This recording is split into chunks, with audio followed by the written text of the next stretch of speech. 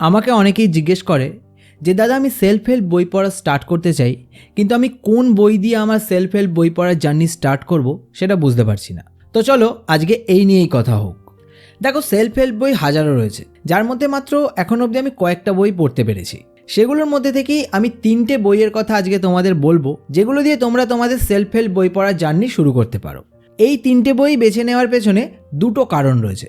প্রথমত, এই 3টে বই আমাদের লাইফে 3টে ইম্পর্টেন্ট দিককে নিয়ে কথা বলে। আর দ্বিতীয়ত, এই 3টে বই যেভাবে লেখা হয়েছে সেটা খুব সহজ আর ইন্টারেস্টিং, যেটা বই পড়ার জার্নি শুরু করার জন্য খুব ইম্পর্টেন্ট।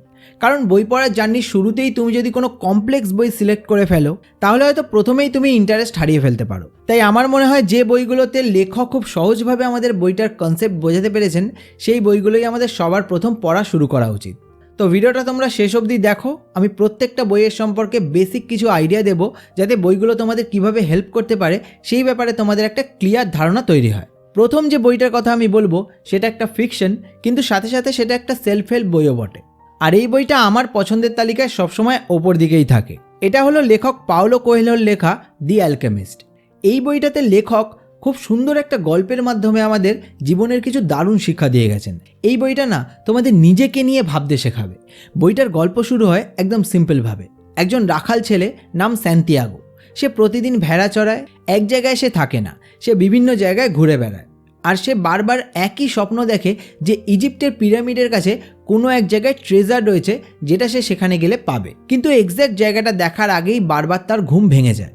তো সে একদিন ঠিক করে সে সেই ট্রেজার খুঁজতে যাবে। এখান থেকেই তার জার্নি শুরু হয়। আমরা পড়তে থাকি স্যান্তিয়াগোর ট্রেজার খোঁজার জার্নি, এবং তার প্রতিটা পদক্ষেপ আমাদের শেখাতে থাকে জীবনের কিছু অমূল্য শিক্ষা। গল্পের শেষে স্যান্তিয়াগো ট্রেজার খুঁজে পাবে কিনা সেটা তো তোমরা বইটা পড়লেই জানতে পারবে, কিন্তু আমি এটুকু বলতে পারি যে স্যান্তিয়াগোর জার্নি পড়লে তুমি নিজেকে খুঁজে পাবে। তোমার মন স্বপ্ন দেখতে চাইবে, আর তোমার মন সেই স্বপ্নকে সত্যি করতে চাইবে। আর এই বইটা তোমাদের শেখাবে যে যখন তুমি তোমার স্বপ্নকে ফলো করতে শুরু করো, তখন পুরো ইউনিভার্স তোমাকে হেল্প করতে শুরু করে। স্বপ্ন কখনো ম্যাজিকের মতো পূরণ হয় না। স্বপ্ন পূরণ হয় সেটার জন্য পথ চলা শুরু করলে আসে সুযোগ, ঘটে অনেক কোইন্সিডেন্স, দেখা হয় নতুন নতুন মানুষের সাথে, আর প্রতিটা মানুষ তোমাকে শিখিয়ে যায় জীবনের এক একটা নতুন অধ্যায়। এই বইটা তোমাকে শুধু মোটিভেশন দেবে না, এই বইটা তোমার ভেতরে থাকা আসল তুমিটাকে ডিসকভার করতে সাহায্য করবে। এই বইটা তোমাকে বলবে তুমি যদি নিজের গল্প নিজে না লেখো, কেউ এসে সেই গল্প তোমার জন্য লিখবে না। এই গল্পটা তোমাকে একটা প্রশ্নের মুখোমুখি দাঁড় করাবে, তুমি আসলে কি চাও? আর এই প্রশ্নটাই সবচেয়ে ইম্পর্ট্যান্ট। আর যাদের এই বইটা অলরেডি পড়া হয়ে গেছে তাদের বলবো তোমরা আরও একবার এই বইটা পড়ো। যতবার তুমি এই বইটা পড়বে ততবারই তুমি এখান থেকে নতুন কিছু শিখতে পারবে। দ্বিতীয় বইটা হলো ডেল কার্নেগির লেখা how to win friends and influence people. এটা অনেক পুরনো একটা বই, কিন্তু এতে লেখা কথাগুলো আজও সমানভাবেই রেলিভেন্ট। কারণ টেকনোলজি বদলেছে, লাইফস্টাইল বদলেছে, কিন্তু মানুষের বেসিক নেচার বদলায়নি। আমরা আজও চাই মানুষ আমাদের পছন্দ করুক, মানুষ আমাদের কথা শুনুক, মানুষ আমাদের গুরুত্ব দিক। আর এই বইটা ঠিক এই দিকগুলো নিয়েই কথা বলে। এই বইটা আমাদের মানুষের মাইন্ডসেট, মানুষের ব্যবহার, মানুষের সাইকোলজি বুঝতে শেখায়, যেগুলো বুঝতে পারলে তোমার অন্যদের সাথে সম্পর্ক বেটার হবে, আর সেই বেটার সম্পর্ক তোমাকে লাইফে উন্নতি করতে সাহায্য করবে। আমরা সবাই চাই মানুষ আমাদের পছন্দ করুক, আমাদের রেসপেক্ট করুক, আমাদের কথা শুনুক, কিন্তু আমরা একটা ভুল করি, আমরা কথা বলি নিজেকে নিয়ে, নিজের পছন্দ নিয়ে। এই বইটা বলে মানুষ আসলে তার নিজের গল্প শুনতে চায়, তার নিজের ইন্টারেস্ট নিয়ে কথা বলতে চায়। ডেল কার্নেগি বলেন মানুষকে বদলাতে গেলে আগে মানুষকে বুঝতে হবে। তুমি যদি কাউকে কোনো ব্যাপারে কনভিন্স করতে চাও, তাহলে আগে তার পার্সপেক্টিভ শুনতে হবে, আর আমরা বেশিরভাগ সময় সেটা করি না। এই বইয়ের একটা ইম্পর্টেন্ট শিক্ষা হলো মানুষকে ইম্পর্টেন্ট ফিল করানো, তবে সেটা কিন্তু ফেক নয়, জেনুইন অ্যাপ্রিসিয়েশন। মানুষকে নিয়ে, মানুষের মাইন্ডসেট নিয়ে এই বই আরও অনেক ইম্পর্টেন্ট শিক্ষা আমাদের দেয়, যেগুলো আমাদের জীবনে বিভিন্ন পর্যায়ে আমাদের অনেক হেল্প করতে পারে।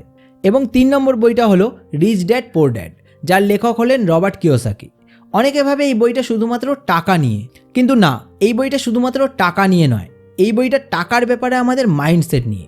এই বইটা টাকা কিভাবে কাজ করে সেটা আমাদের শেখায়। এই বইটা আমাদের সামনে অ্যাসেট কি আর লাইবিলিটিস কি, আর এই দুটোর মধ্যে কি পার্থক্য সেটা খুব সুন্দরভাবে তুলে ধরে। এবং এই বইটা টাকা পয়সা নিয়ে থাকা আমাদের কিছু ভুল ধারণা অনেকটাই ভেঙে দেয়। তোমার বয়স যদি 18 থেকে 35-এর মধ্যে হয়, তাহলে এই বইটা তোমার অবশ্যই পড়া উচিত, কারণ এই বয়সেই আমাদের ফাইন্যান্সিয়াল মাইন্ডসেট তৈরি হয়, আর এই বয়সেই আমরা ওয়েলথের ব্যাপারেও জানতে আর বুঝতে শিখি।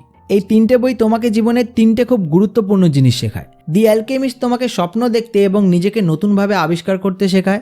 How to win friends and influence people তোমাকে মানুষকে বুঝতে শেখায়। আর রিচ ড্যাড পোর ড্যাড তোমাকে টাকা পয়সা ওয়েলথ নিয়ে সঠিক মাইন্ডসেট তৈরি করতে শেখায়।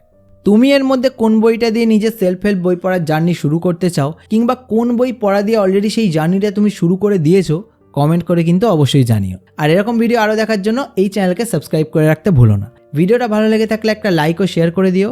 তোমাদের সঙ্গে দেখা হচ্ছে খুব তাড়াতাড়ি আরও একটা নতুন ভিডিওতে।